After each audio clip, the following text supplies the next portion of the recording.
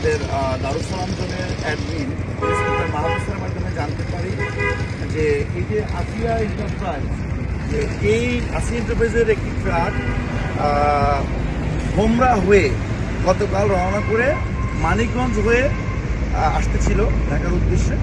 দেন মানিকগঞ্জের পরে যে স্কেল যেখানে মেজারমেন্ট করে ওয়েট মাপে, ওখানে গাড়িটিকে কিছু দুষ্কৃতী গাড়ি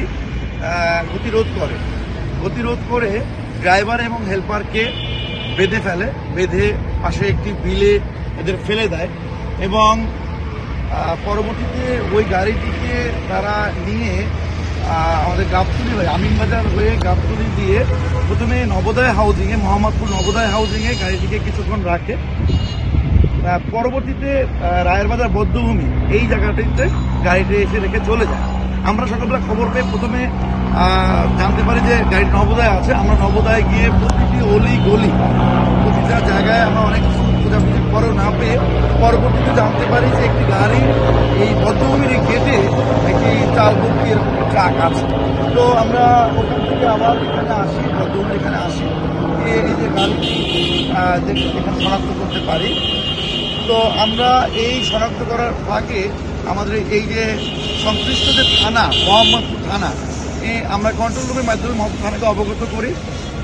বেশ কিছুক্ষণ পরে মোহাম্মদপুর থানায় দুটি টিম আসে এবং সংঘর্ষে প্রায় 2 থেকে 3 ঘন্টা পরে এই যে দুজন ব্যক্তি দেখতে পাচ্ছেন আপনার সামনে আছে, এই যে গাড়িটির ড্রাইভার সাহেব এবং হচ্ছে হেল্পার, মূলত তাদেরই ওখানে তাদের হাত পা বেঁধে ওখানে ফেলে রাখে। তারা কিছুক্ষণ আগে এখানে আসে, আমরা আসার ঘন্টা 3 পরে বা 4 ঘন্টা পরে এখানে আসে। তো আপনারা একটু এই যে গামছাটি দেখা যায়, এটা দিয়ে তাদের হাত বেঁধেছিল, এটা দিয়ে বেঁধেছিল এবং আরেকটি কাপড় দিয়ে চোখ বাঁধ, তাই তো? আচ্ছা, ঘটনাটা একটু বলেন। আমাদের গাড়ি আসছে থেকে সিগন্যাল দিচ্ছে, আমরা তো দাঁড়াচ্ছি নি, একটা হাইক্স মাইক্রো নিয়ে আসছিল। আমরা যতই আসছে ডানি ধরি ততই মনে করেন আমাদের বেল্ট দিয়ে আটকায় রেখে মনে করেন আমাদের 2 সাইডে উঠে হাত মানে টানা তুলে করে লাভায়ে একটা মাইক্রো, সেই মাইক্রোর ভিতরে ঢুকাইয়ে চোখ মুখ বাইতে আমাদের নিয়ে 2-3 ঘন্টা ধরে ঘুরাই এক থানার ভিতরে ফেলাই দিয়ে, মানে থানা বন্ধ করে বিলের ভিতরে ফাঁকা জায়গা গাড়িটা নিয়ে আসে।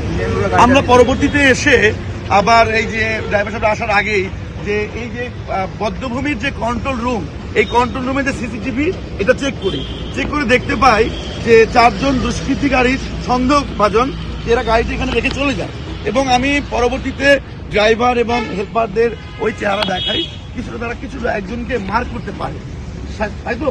একজন যে দাড়িওয়ালা করে স্বাস্থ্য মতন মার্ক করতে পারে। ঠিক আছে, দেখা যাক। আপনাদের মাল সহ পেলেন, আপনার মালিক আসলে আমরা গাড়িটিকে বুঝিয়ে দেবো। উৎসবের খুশি হবে নগদে বেশি, কারণ ঘন্টায় ঘন্টায় আছে গিফট জেতার সুযোগ।